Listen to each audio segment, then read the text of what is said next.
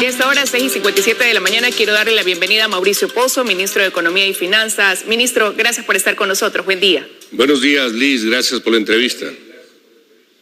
Bueno, como ya lo mencionábamos, el gobierno enviará a la Asamblea Nacional un proyecto de reformas con este carácter económico urgente y son reformas al Código Monetario y Financiero, lo que se requiere para en abril obtener $400 millones de parte del Fondo Monetario Internacional. Esta propuesta de reformas básicamente intenta sostener la dolarización y eso a través de darle independencia al Banco Central del Ecuador. ¿Qué es lo que se planteará, ministro, para lograr que este organismo sea autónomo y deje de ser esa fuente de financiamiento que han utilizado los gobiernos de turno? Bueno, es importante tomar en cuenta en primer lugar que este es un tema que requiere el Ecuador. Necesita la economía ecuatoriana más allá del acuerdo que pueda tener con el Fondo Monetario. Esta es una ley de defensa de la dolarización realmente, Liz. Es una ley que lo que hace es darle al Banco Central el perfil y las características que requiere para poder defender el régimen cambiario. Fíjese que lo que se hizo con el Banco Central en la década anterior fue algo que nos está pasando la factura todos los días a los ecuatorianos. Se tomaron cerca de $8.000 millones de liquidez para que el gobierno pueda utilizar en gasto público y quién sabe con qué usos ese tipo de egresos. Eso en la práctica significó un deterioro patrimonial del Banco Central y un problema que se ha acarreado en los últimos años, que es un descalce entre los activos líquidos del Banco Central, que son las reservas internacionales, y las obligaciones del Banco Central, que son los depósitos. ¿Depósitos de quién? Depósitos de los bancos privados a través del encaje bancario, igual los bancos públicos, depósitos del propio Estado, del propio gobierno central a través de la cuenta del Tesoro, depósitos de los organismos seccionales, municipios, prefecturas. Ese descalce entre lo uno y lo otro, que supera los $6.000 millones, es el resultado de ese uso abusivo de recursos que nunca se debió dar. Entonces, esta ley lo que busca, entre otros objetivos, es darle al Banco Central esas características de autonomía, de independencia, de tal suerte que pueda cumplir el rol que le corresponde para defender, en este caso fundamental, el régimen cambiario y la dolarización. Y para eso hay que adoptar algunas decisiones que podemos conversar. Ahora, ¿y cuáles serían esas decisiones? Porque ya usted bien lo ha señalado, desde el 2009 el Banco Central perdió su autonomía, tuvo un manejo político, ya las consecuencias usted lo ha establecido, y ahí la pregunta sería también, ¿cómo se buscará dentro de estas reformas elevar ese nivel de la reserva internacional? Bueno, primero, las reservas internacionales, para que se entienda mejor, es un espejo de los depósitos que tiene el Estado y el resto de depositantes, llamémoslo así, en el Banco Central. Por lo tanto, es una respuesta a la política fiscal, a la austeridad. Fíjese que estamos más o menos desde el mes de agosto pasado con reservas que en promedio superan ya los $5.000 millones. Esa es una respuesta, es una manifestación al manejo disciplinado y prudente de las cuentas públicas. Pero esto tiene que ir incrementando en el tiempo de tal suerte de que vaya corrigiendo ese descalce que explique entre los activos líquidos, las reservas y las obligaciones del central. Para ello, ¿qué se requiere o qué es lo que está incluyéndose en la reforma? Se está volviendo a que podamos tener lo que tuvo antes la ley con la que se inició la dolarización y que en el 2009 se eliminó, que son los 4 balances del Banco Central. Es decir, que cada uno de los pasivos tenga su correspondiente contrapartida en activos. Que cada dólar que se quiera sacar a circular tenga un dólar de respaldo en liquidez en el Banco Central. Si queremos acuñar 50 centavos de moneda fraccionaria, necesitamos 50 centavos de dólares en el Banco Central. Si hay depósitos del sistema financiero a través del encaje bancario, esos depósitos tienen que estar respaldados por cuentas de liquidez en el Banco Central, para que no haya el descalce, porque recuerde que lo que se hizo fue cambiar billetes por papeles, y esos papeles no necesariamente son liquidez inmediata. Entonces, ese establecimiento de los 4 balances es una de las formas de ir calzando las obligaciones con los activos. En segundo lugar, se requiere una estructura orgánica distinta, un gobierno corporativo diferente, y para ello se está proponiendo el establecimiento de un directorio con 5 miembros. Estos miembros van a tener un perfil técnico lo suficientemente potente, diría yo, para garantizar una institución que cumpla un rol eminentemente técnica. No es del gobierno, pero tampoco es del sector privado, es lo que se llama en teoría económica un tercero confiable, que opina sobre temas económicos. Pero esas personas técnicas que irían a conformar ese directorio, la gerencia del Banco Central del Ecuador, igual serían nombres enviados por el presidente de la República que la Asamblea tendría que aprobar. ¿Eso daría total autonomía, que es lo que se está pretendiendo a través de estas reformas? Bueno, no existen sistemas LIS perfectos para esto, en esto hay que ser claro. Estas son ternas que enviaría el presidente de la República efectivamente a la Asamblea para que la Asamblea escoja de esos nombres los 5 miembros, de los cuales 2 estarían a tiempo completo, de los 5 nominados, y esto lo que haría es que cada uno tenga el perfil que corresponde. Esto no es un tema aislado de la práctica internacional, esto se usa en la gran mayoría de países donde se tienen bancos centrales independientes. Entonces, este es un primer elemento. El segundo es que la permanencia de estos directores supere el periodo de gobierno. Es decir, si nosotros tenemos 4 años de periodo de gobierno, esto tenga una extensión mayor de 5 o 6 años, de tal suerte de que sea transversal, llamemos así, al tema político del gobierno en funciones. Eso le daría también una suerte de independencia a los actores para que puedan ejercer su trabajo de la manera más autónoma e independiente posible. Pero aquí lo mejor, para decirlo en términos muy francos, es que tengamos los mejores profesionales que tengan ese rol que cumplir en el Banco Central. Las instituciones las hacen las personas, y si nosotros escogemos bien y hay el apoyo de la Asamblea de los nombres que se puedan proponer, eso es lo que más garantizará que el Banco Central pueda recuperar ese rol de independencia y de autonomía que nunca debió perder. Ahora, al ser un organismo ya nuevamente independiente, que es lo que se busca el Banco Central, ¿al quién rendiría cuentas de su función, de su trabajo? Bueno, nadie está suelto del resto, o sea, todos estamos sometidos a una serie de controles de distinta naturaleza. Eso es parte de los temas que tendrán que irse resolviendo poco a poco, pero para empezar, el que haya un directorio que controle la administración, porque una cosa es el directorio con su presidente, otra cosa es el gerente del Banco Central con su personal. Esa gestión administrativa va a reportar a su vez al directorio, y el directorio no va a estar suelto de la Junta de Regulación Monetaria tampoco. Es decir, habrá controles cruzados que nos permitan a nosotros tener un Banco Central que, siendo independiente, tenga obviamente que reportar a alguien. El tema de los balances del central tendrán que ser revisados. También está en el proyecto de ley la inclusión de un auditor externo que haga toda la revisión, llamemos así, de la estructura del balance y del estado de pérdidas y ganancias del Banco Central. Todo eso está en el proyecto de ley que se quiere promover con el envío del proyecto en las próximas semanas. Y usted ya mencionaba también y hacía alusión al inicio sobre esta deuda que se tiene de más de $6.000 millones. ¿Habrá algún punto dentro de esa reforma que permita, eso va a tomar tiempo, no recuperar ese dinero, pero algo que vaya encaminado a lograr ese objetivo también, ministro?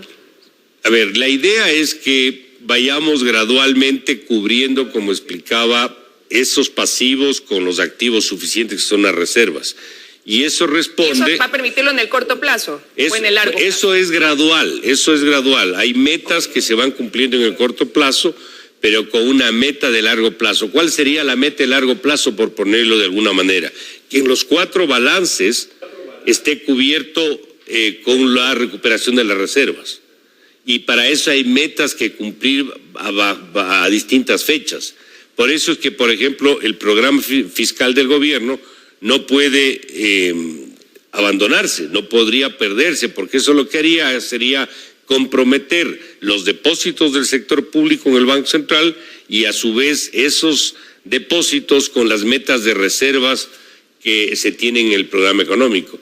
¿Para qué? Para llegar a un momento en que esté todo cubierto de las obligaciones y tengamos una recuperación del patrimonio y, pongámoslo así, una reserva de liquidez suficiente que garantice el régimen cambiario, que la dolarización esté lo suficientemente protegida por si el día de mañana se presenta alguna contingencia, alguna situación imprevista, algún shock interno o externo como el que tuvimos el año pasado y que todavía seguimos recibiendo los embates de esa situación. Esa es la idea fundamental. Aquí hay que entender además, Liz, que no porque nosotros no emitamos dinero, porque el Ecuador está dolarizado, no hay un rol para el Banco Central.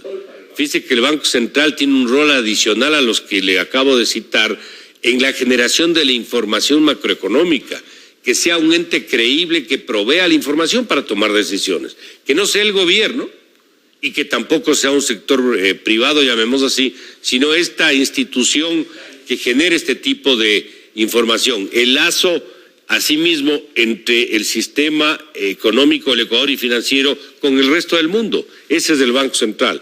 El seguimiento de la liquidez que viene por exportaciones, por inversión extranjera, por remesas y por financiamiento, versus los dólares que salen, por importaciones y por pagos de deuda. Ese seguimiento de la liquidez, que es para garantizar que haya dólares y funciona la dolarización tiene que hacerlo alguien.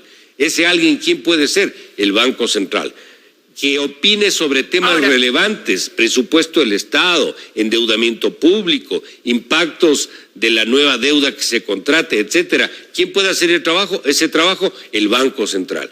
Entonces, estos son los temas que se requieren para evitar, por ejemplo, el problema que tuvimos en diciembre del año 2019, que por falta de un chequeo de consistencia macroeconómica hubo un error en la información para el acuerdo anterior con el Fondo Monetario, que generó el que ese acuerdo se termine y el gobierno tenga que volver a renegociar uno nuevo. Ese trabajo de consistencia macroeconómica, ¿quién debe hacer? El Banco Central. Entonces son una serie de roles y funciones que lo que le dan es solidez a la estabilidad económica y le dan defensa a la dolarización, para evitar que el día de mañana vengan aventuras como es querer regalar $1,000 a los ecuatorianos con plata de los que depositan en el Banco Central, como son los clientes del propio sistema financiero. Es como quitarle plata a un vecino para darle plata al otro vecino. Esa barbaridad de manejo populista quieren hacer, y esta defensa del Banco Central bajo estas características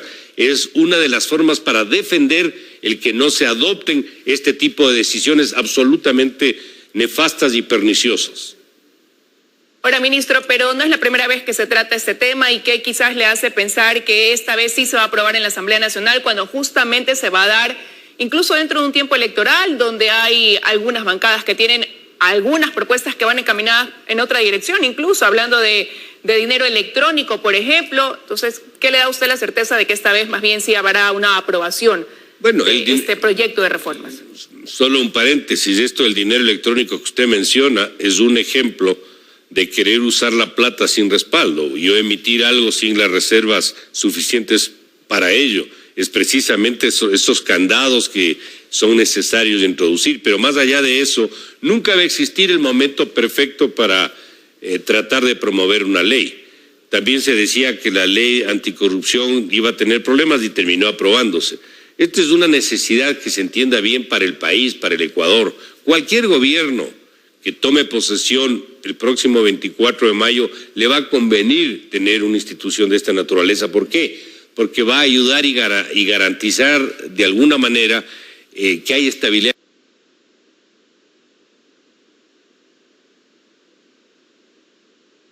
económica, y esto es obviamente una necesidad para cualquier administración.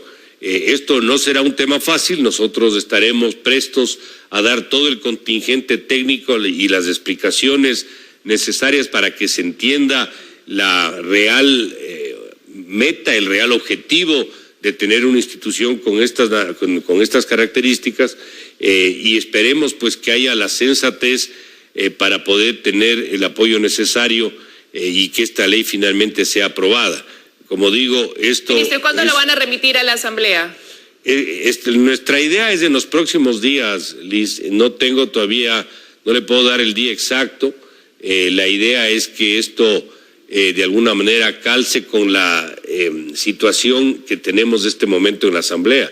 Recuerde que la Asamblea tiene el CAL que califica los proyectos de ley y en este momento tenemos un problema de la estructura del CAL, porque de los 7 miembros hay 4 que están fuera en este momento porque están en proceso de campaña. Entonces hay un vacío, digamos así, legal para que pueda calificar el envío de la ley y procesar el proyecto. Entonces estamos en esa situación, yo diría, entre administrativa y de proceso para buscar el mejor momento para el envío del proyecto de ley.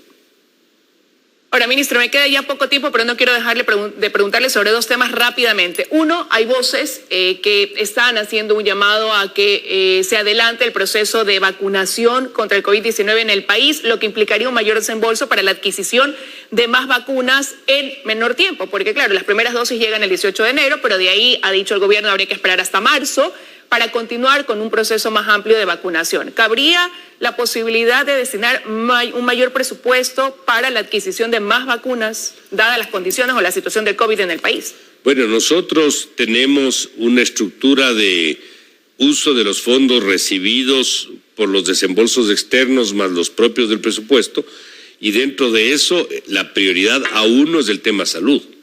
Si hay la necesidad de asignar mayores recursos, pues tendremos que hacer los arreglos suficientes para poder dotar de esos recursos y proveernos de la vacunación adicional que se requiere. Entonces, desde ese punto de vista, nosotros estamos listos para darle la prioridad que requiere a un tema de salud que ha sido la mayor preocupación que hemos tenido en los últimos años. O sea, bastaría que desde el Ministerio de Salud hagan la solicitud entonces al Ministerio de Finanzas para destinar esos recursos. O sea, la solicitud tiene que llegar. Para ahora el trabajo de cómo nosotros distribuimos los recursos que tenemos, que son limitados, y ver cómo vamos asignando, reduciendo por acá o tomando de por acá y poder entregar esto en adelantado y poder pagar cierta cosa después. Ese trabajo de la tesorería, llamemos así, es un trabajo que le compete al ministerio. Pero la prioridad, como digo, si son temas de salud, pues tendremos que ver cómo nos manejamos para darle la atención y la urgencia que merece. Y ya para finalizar rápidamente, ¿cómo estamos empezando el año, ministro, en relación, hablo financieramente, no en relación al precio del petróleo? ¿Cómo estamos arrancando este 2021? Bueno, como usted conoce, el presupuesto de este año es el presupuesto prorrogado del año pasado. Nosotros estamos trabajando presupuestariamente con un precio del barril de $37. El precio del petróleo este rato ha subido, está alrededor de los 50, $51, pero eso no nos va a nosotros a volcar a generar un presupuesto sobre una base de un precio más alto. Tenemos que manejar el presupuesto sobre una base certera, lo más segura posible, y además ir en la línea que alguna vez he explicado de que tenemos que reducir el gasto público agregado. El tamaño del Estado y la obesidad estatal sigue siendo un problema que nos genera dependencia de deuda y déficit fiscales enormes. Entonces, si nosotros no empezamos ahora, a pesar de que no resolvamos el problema, pero no empezamos ahora, no vamos a llegar nunca al tamaño que requerimos. Ya estamos con un presupuesto para este año con una reducción de aproximadamente un 10% frente al año pasado, que ya son alrededor de 3,000 millones, ya es un paso que estamos dando en esa dirección, con reducción de gastos corrientes, con mejor distribución en gastos de inversión, una serie de decisiones que hemos adoptado, y esto no va a cambiar porque el precio del petróleo eventualmente haya subido. Nos vamos a mantener en la posición de prudencia en el manejo fiscal para las finanzas públicas y dejar un país en orden, que es el objetivo finalmente que nos proponemos en la gestión en estos meses. Bueno, eso se ha ofrecido, esta vez dejar, sí, la mesa servida. Quiero agradecerle, ministro, que haya estado con nosotros tratando estos importantes temas. Gracias. Muchas gracias, Liz, a la orden siempre. Que tenga un buen día. Nos vamos a ir a la pausa. Al regresar estará con nosotros el abogado Byron Torres. Él es abogado defensor de 2 de los consejeros del CNE, precisamente para hablar de la sentencia del Tribunal Contencioso Electoral en la que da paso a la destitución de 4 de los vocales del Consejo Nacional Electoral. Ya regresamos.